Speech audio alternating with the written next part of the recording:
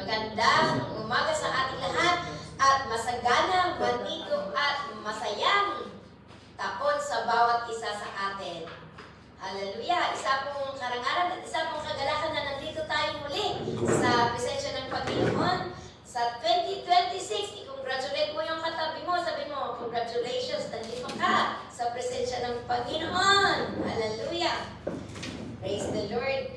Tunay nga po na mabait, mabuti ang Diyos dahil iningatan niya ang bawat isa sa atin at nalagpasan natin ang 2025. Ngayon, nandito tayo sa 2026 at patuloy pa rin natin pupurihin ang Panginoon. So, sa umagang ito, ang ating pong pag-aaralan ay tungkol po sa beginning the year with God. No? Kailangan nating simulan ang taon na kasama ang ating Panginoon. Dahil siya ang may alam ng lahat. So, pag-aaralan natin kung paano natin paano natin sisimulan ang taon na ito na kasama ang ating Panginoon. Sa Matthew 6 verse 33, basahin natin sa Matthew 6 verse 33. Okay, sabi niya doon, kaya unahin ninyo ang mapabilang sa kaharian ng Diyos at ang pagsunod sa kanyang kalooban at ibibigay niya ang lahat ng pangangailangan ninyo. Ulitin natin. Sige, lahat tayo. Sabayan niyo ako. Basahin natin. Matthew 6:33. Go! Kaya unahin ninyo ang mapagbilang sa kaharian ng Diyos at ang pagsunod sa kanyang kalooban at ibibigay niya ang lahat ng pangangailangan ninyo. Okay? Napakaliwanag po doon na sabi niya, unahin ang Diyos. Kaya sa taon na ito at sa araw-araw nating pamumuhay, kailangan ano ang gawin natin? Unahin ang Diyos, hindi ang kape. O, di ba? Minsan, pagkagising kape ang nasa isip natin kaagad. O, dati cellphone. Ngayon, sabi niya, unahin bago cellphone, bago kape. Unahin natin ang Diyos. Paano natin unahin ang Diyos? Sabi na doon, unahin natin na mapabilang sa kanyang kaharian. Kailangan mapabilang tayo sa kanyang kaharian. Ano ang kaharian niya? Ang kaharian ng Diyos ay kagaya nito na makasama tayo sa mga nagpupuri sa Panginoon. Dati, ang inuuna natin ang ating sarili. Ang gusto natin, ang sinusunod natin. Pero ngayon, sabi niya, unahin paano magiging masagana, masaya at matagumpay ang ating araw-araw na buhay at itong taon na ito. Unahin natin ang Diyos. Sabihin mo sa katabi mo, unahin natin ang Diyos. Unahin natin ang Diyos. Unahin natin ang mapabilang. Unahin na. Very good. Ganun. Unahin natin. Kailangan natin paalalan. Alam natin natin ito. Kaya lang, kailangan natin paalalahan ang bawat isa. Kasi, dyan yung pagkataon natin na minsan, naging scapegoat natin na, ay, nakalimutan ko. Kahit hindi nakalimutan. Di ba? Unahin natin. Maganda na magpaalalahanan tayo. So, ngayon, nagpapaalala ang Panginoon. Unahin natin ang Diyos. Kasi siya ang may alam ng lahat. At para maging masagana talaga itong 2026, araw-araw natin, simulan natin, na unahin, na mapabilang sa kanyang kaharian. Unahin natin unahin natin ang Diyos, unahin natin ang kanyang salita, unahin natin makinig sa kanyang salita, unahin natin na gawin ang kalooban ng Panginoon. Kapag inuuna natin ang kalooban niya, ano ang sabi niya doon? Wow! Ibibigay niya ang lahat ng pangailangan. Ang dami natin pangailangan, hindi lang isa, hindi lang dalawa. Pangailangan sa financial, pangailangan sa emotion, pangailangan sa relasyon, pangailangan ng kalusugan, pangailangan ng kaligtasan. Ang dami pa. At ang Panginoon lamang ang makapagbibigay. Siya ang solusyon ng lahat. Ang Diyos ang solusyon ng lahat. Pwede kang i-give up ng kaibigan mo, pwede kang i-give up ng doktor, pwede kang i-give up ng lipunan. Pero ang Panginoon, hindi kanya i-give up. O, sabihin mo sa katabi mo, hindi ka i-give up ng Panginoon.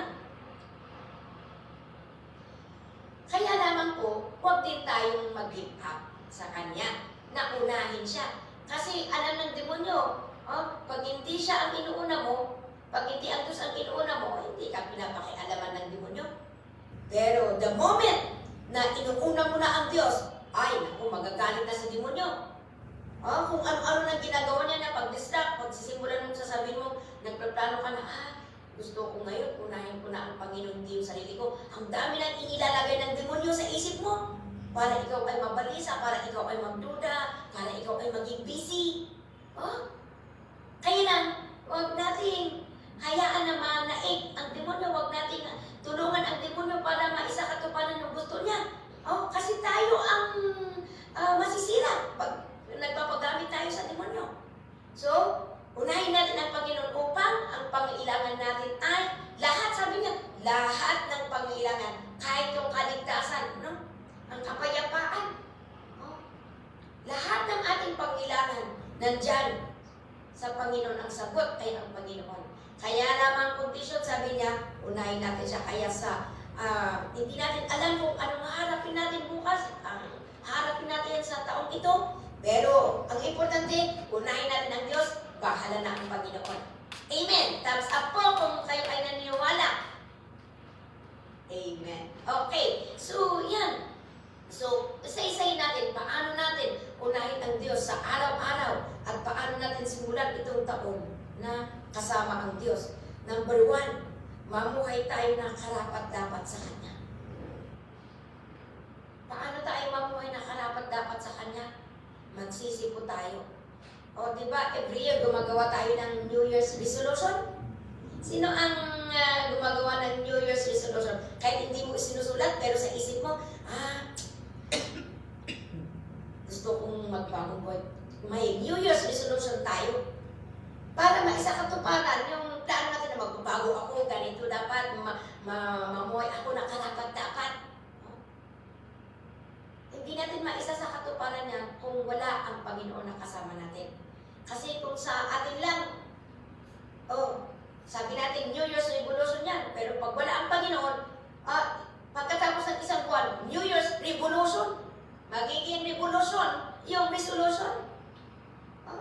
Para hindi magiging revolution, hindi magiging New Year's revolution, unahin natin ang Panginoon. Isama natin ang Panginoon sa araw-araw. Sabi nga ng Biblia, anuman ang ating gagawin, kumain man o uminom, gawin natin lahat sa ikapupuri ng Diyos. Ganon ang mamuhay na karapat-dapat. Pagsisiyan na natin yung mga hindi ka nais-nais, yung dati nating buhay. Alam ko, hindi tayo lahat masaya sa dati nating buhay. Diba? Kung isipin natin, ako, nakakahiya, nakakalungkot. Pwede sanang, ipapanganak kayo muli. Gusto natin gawin yon, pero wala na eh. Kaya lamang po, nagpapasalamat tayo dahil nagbigay ang Panginoon ng paraan. At ang paraan ay wala pong iba kundi ang ating Diyos mismo. Kaya po sabi niya, unahin natin siya. Para sa lahat ng ating gagawin ay maging karapat-dapat. Maging kalubod-lubod sa Panginoon. Maging kapuri-puri. Ang pagpupuri sa Panginoon, mga kapatid, hindi lamang po yung pagkanta, kundi, kung sabi niya, kung sa ating pag-inom at sa ating tuwing kumakain tayo o umiinom tayo ng tubig, ay anuman ang ating ginagawa ay ginagawa natin na ikapupuri ng Diyos, yan ay pagpupuri sa Panginoon. Amen. Thumbs up kung nag-aamin, kung amin. Okay, yan. Maganda na may participation ang bawat isa. So, paano natin simulan itong taon na ito? Mamuhay na karapat-dapat. Sa simple lang, sa pag-inom, sa pagkain, ano man ang gagawin gawin natin ikapupuri ng Panginoon. Okay, upang ano man ang pangailangan natin pag tayo ay hingi ng tulong sa Panginoon. Walang problema, sabi ng ating Panginoon. Di ba? Alawa, na gagawin natin. Maglaan ng oras para magbasa ng Biblia at manalangin. Maglaan ng oras para sa salita ng Diyos. At maglaan ng oras para manalangin. Bakit? Kasi pagka po tayo ay nagbabasa ng kanyang salita, nangungusap ang Panginoon sa atin.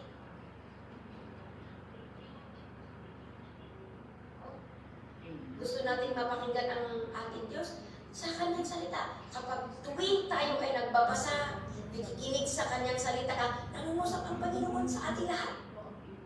Nangungusap ang ating Ama sa ating lahat. At kung tuwing nananalangin naman tayo ay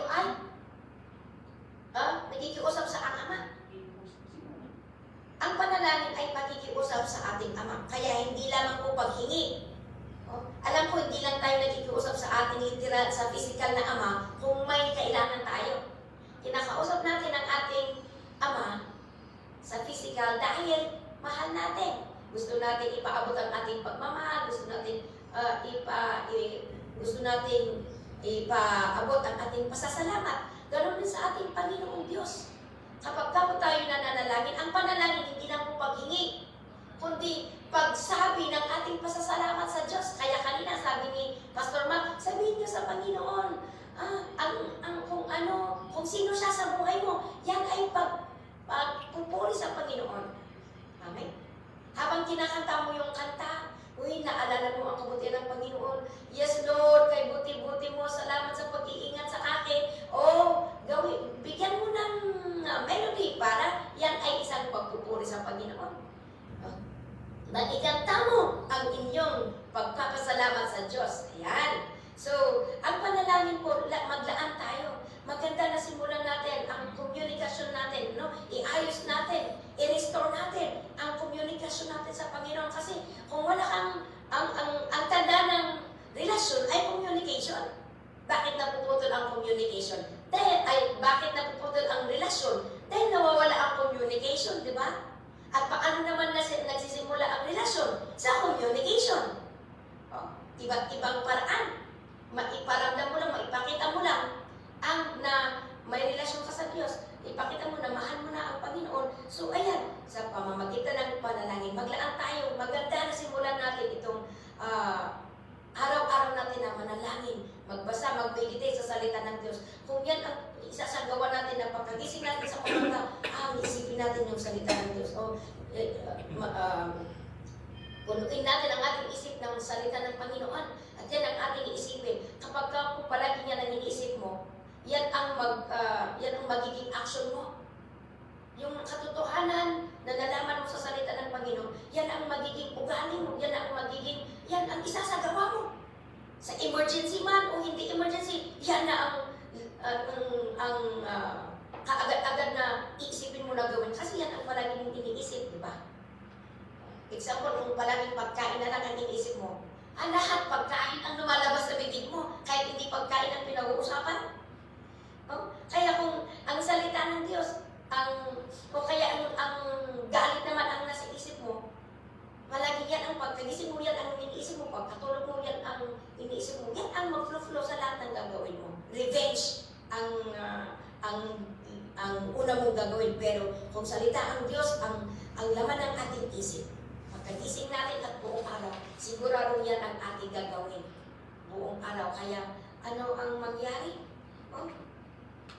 Dahil nakita ng Panginoon na nagpapasakop ka sa Kanya. Paano tayo magpasakop sa Diyos? Sa pamamagitan ng yung laman ng isip natin. Kailangan isipin natin palagi ang salita ng Diyos at kausapin siya. Magpuri tayo sa Kanya. Kapag ka po nagpapasakop ka sa Panginoong Diyos at sa Kanyang banal na Espiritu, andyan, tutulungan ka. Diba?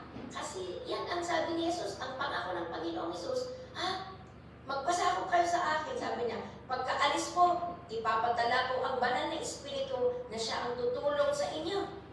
Siya ang tutulong sa atin. Dahil wala tayong kakayahan na baguhin ang ating buhay. Wala tayong magagawa kung wala ang Panginoon. Pero kapag nandyan ang banal na Espiritu na tagatulong sa atin sa lahat ng bagay, siya ang nagpapaalala kung anong dapat natin pinapaalala niya yung mga natututunan natin na salita ng Diyos para hindi tayo magkamali. Ginagabayan tayo para hindi masayang yung ating ginagawa. Di ba? So, mga kapatid, maglaan tayo paano natin simulan itong taon na ito nakasama natin ang Diyos, maglaan ng oras at magbasa ng Biblia at manalangin. So, pangatlo na gawin natin, forgive, forget, and move on. Ayan. Kung babasahin natin doon sa Philippians chapter 3, verse 3, okay. Ayan. Yan. Okay, sabi niya, hindi ko sinasabing nakamtan ko na ang lahat o kaya naging ganap na ako. Sa halip, patuloy akong nagsusumikap para makamtan yun dahil ito ang layunin ni Yesu Cristo nang tawagin ako. Verse 13 tayo. Okay, sabi niya, mga kapatid, hindi ko sinasabing naabot ko na ang ganap na buhay, ngunit ito ang ginagawa ko ngayon. Kinakalimutan ko na ang nakaraan at pinagsisikapan kong makamtan ang nasa hinaharap. Kinakalimutan ko na, sabi na doon. Doon sa verse 13 tayo mag-focus. Okay, sabi ni Paul, kinakalimutan ko na ang nakaraan at pinagsisikapan kong makamtan ang nasa hinaharap. Okay, so, ang nagsasabi po, ang nagsulat nito ay si Paul, Apostle Paul. Si Apostle Paul, kung titingnan natin sa Biblia, 7 beses siyang nabilanggo. Ilang beses siyang nabilanggo. Actually, mas mahaba yung paglagay niya sa bilanggoan kasi yung nung siya ay nakakilala sa Diyos, palagi siyang ibinabilanggo dahil siya ay nagtuturo sa salita ng Diyos. 7 beses siyang nabilanggo. Pero, ano ang sabi niya? No? Siya ang nagsasabi dito na kalimutan. No? Forgive, forget, and move on. Galing sa isang 7 beses na nagbilanggo na hindi naman siya masama, ibinilanggo siya dahil sa pagbabahagi niya ng magandang balita. May right siya sana na magalit. Pero pinili niya dahil sa pananampalataya kay Kristo, kayo maganda pala ang manampalataya sa Panginoon. Maganda ang may Kristo sa buhay. Kasi tutulungan ka niya. Parang napakahirap mag-forgive, napakahirap magpatawad at mag-move on. Pero kung si Jesus ay nasa inyong puso at iniisip mo palagi ang ginawa niya sa cross, hindi mahirap magpatawad. Kundi ang mangyari, yung ayaw mong patawarin, dahil si Jesus ay nasa inyong puso at iniisip mo yung ginawa niya sa cross, imbis na iniisip mo palagi ang kanyang ginawa sa inyo na masakit, iba. Dahil iniisip mo na si Jesus ay namatay para sa inyo, pinatawad ka niya sa inyong mga kasalanan, ang mangyari, ipapanalangin mo din yung tao na sumira sa buhay mo, na nagpabilanggo sa inyo. Yan ang kaganan pag may Kristo sa buhay. Hindi mo na mamalayan. Kahit sabihin mo, ayaw kong patawarin ito. Pero dahil ang puso mo ay puno-puno ng pag-ibig ng Diyos, hindi mo na mamalayan, ipinapanalangin mo yung tao na nasumira sa buhay mo at nagkakaroon ka ng pagkaintindi na sabi ni Jesus doon sa cross, patawarin mo sila, Ama, dahil hindi nila alam ang kanilang ginagawa. Ganoon din tayo. Nakakaroon tayo ng realization na ginawa niya yun dahil siguro ginawa niya dahil wala siyang Kristo sa buhay. Pero ako na may Kristo, salamat. At hindi ako pinatay ng Panginoon, kundi ako ay pinatawad ng Diyos sa aking mga kasalanan. Kaya, sabi doon, maganda na tayo ay mag-forgive, mag-forget at mag-move on. Hindi natin magagawa yan pag hindi natin kasama ang Diyos. So, yan ang para walang hadlang, walang maitutulot ang hinanakit, no? Walang maitutulot ang unforgiveness. Sinisira niya ang ating buhay. Pero sabi ng Biblia na tayo ay magpatawaran, magpasensyahan at magpatawaran kung may hinanakit tayo sa isa't isa dahil pinatawad tayo ng Panginoong Yesus. Hallelujah! Yan. So, number 4. Let's go to number 4. Ang gawin natin, hindi lang mag-forgive, hindi lang magpatawad, at kalimutan ang nakaraan na sabi ni Paul, at mag-move on. Ito, sabi niya, paano tayo mag-move on? Press on. Ang sabi niya, mag-move on tayo, at hindi lang kakalimutan, hindi lang yung baguhin ang isip, kundi sabi niya, press on toward the goal. Kailangan ituon natin. Ano? Kung kakalimutan natin ang nakaraan, kailangan din natin ituon ang ating isip sa ating Panginoong Jesus. Ano? I-press on towards the goal. Ano ang goal natin? Yung makamtan natin ang buhay na walang hanggan. Yung makamtan na, yung gusto natin na makasama ang Diyos. Hindi lang yung kanyang banal na presensya ang ating nararamdaman ngayon, kundi gusto natin makarating doon sa kanyang kaharian sa langit. At para mangyari yun, kailangan natin mag-press on toward the goal. No? Magpatuloy tayo hanggang makamtan natin ang gantimpala. Ano ang gantimpala? Ang buhay na walang hanggan. No? Yan. So, sabi nga sa 14, tulad ng isang manlalaro, nagpapatuloy ako hanggang makamtan ko ang gantimpala na walang iba kundi ang pagtawag sa akin ng Diyos na makapamuhay sa langit sa pamamagitan ni Kristo Jesus. Hindi tayo makakarating sa langit kung wala si Kristo sa ating puso. Kaya magpatuloy tayo. No? Magpatuloy tayo na sumampalataya. Magpatuloy tayo na sumunod sa salita ng Diyos na ating pinapakinggan everyday. Paano ka magpatuloy kay Kristo? Sa pamamagitan ng pagsunod sa lahat ng kanyang mga kautusan na ating pinapakinggan. Kasi itong Biblia ay ang Diyos mismo ang nagsulat. Kaya kung sinusunod mo ang Biblia, sinusunod mo din ang Diyos. So sabi nga ito, no, mag-press on tayo. Piliin natin na magtiwala sa Diyos, manindigan sa kanyang salita, at tumingala doon sa ginawa niya sa cross.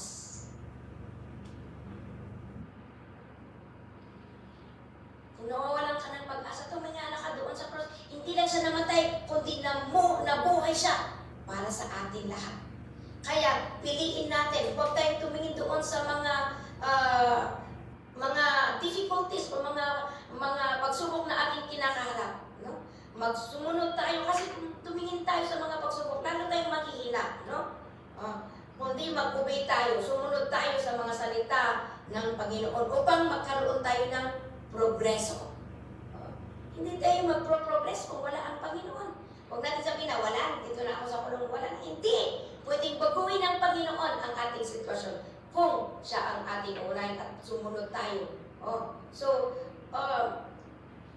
Hindi, at isa pa, mag-press on tayo, patuloy tayong tumingin sa ating Panginoon, sumunod, mag-focus sa Kanya, magtiwala sa Kanyang salita, upang lumago ang ating pananampalataya sa Diyos. At kung lumago, kung maging matatag at lumalalim ang inyong pananampalataya sa Diyos, kahit sa gitna ng pressure, sa gitna ng opposition, sa gitna ng parang hindi mo alam kung anong, sa gitna ng kalituhan, hindi ka mawawala sa inyong pananampalataya dahil matatag. Kilala mo ang Diyos sa inyong pinagsisilbihan, kaya hindi ka mawawala.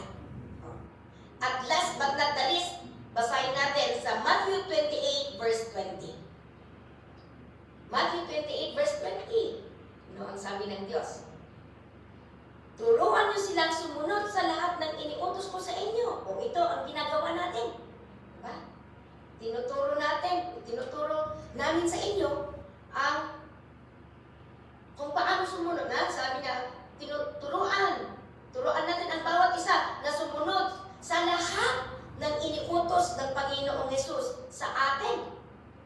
At tandaan ninyo, sabi niya, lagi ninyo akong kasama hanggang sa katapusan ng mundo.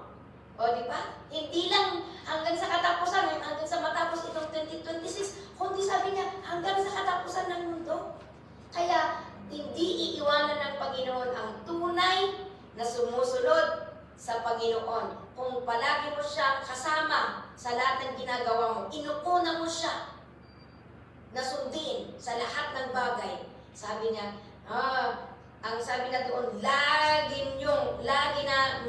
mo siyang kasama hanggang sa katapusan ng mundo. Ang salita ng Diyos ay hindi nagbibiro. Huwag natin sabihin na to see is to believe.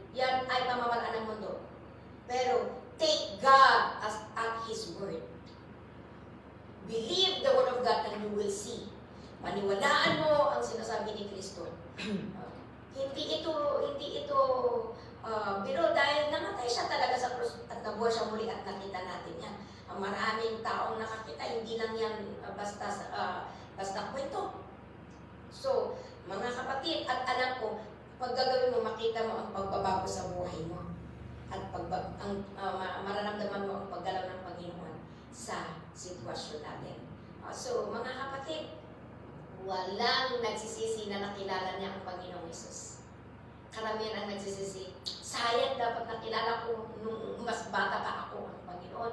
Dapat hindi naging ganito ang buhay ko. Pero mga kapatid, hindi pa huli ang bagong New Year, bagong pagkakataon.